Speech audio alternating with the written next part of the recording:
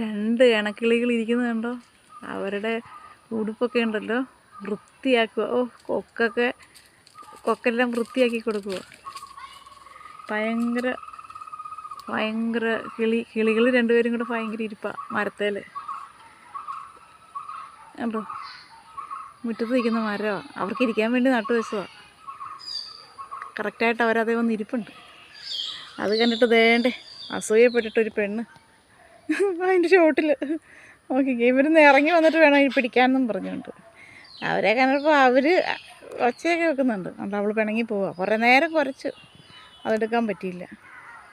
സായേ വാ, അവരെ പിടിക്കാൻ പറ്റത്തില്ല, നമുക്ക് കുട്ടിന്ന് കാണാം. വാ പെണ്ണേ. പുള്ളിക്കാരി അവിടെ പോയി ആ മരത്തിൻ്റെ ഇപ്പുറവശത്തായിട്ട് നിൽക്കുക, പിണങ്ങി നിൽക്കുക കിളികളോട്.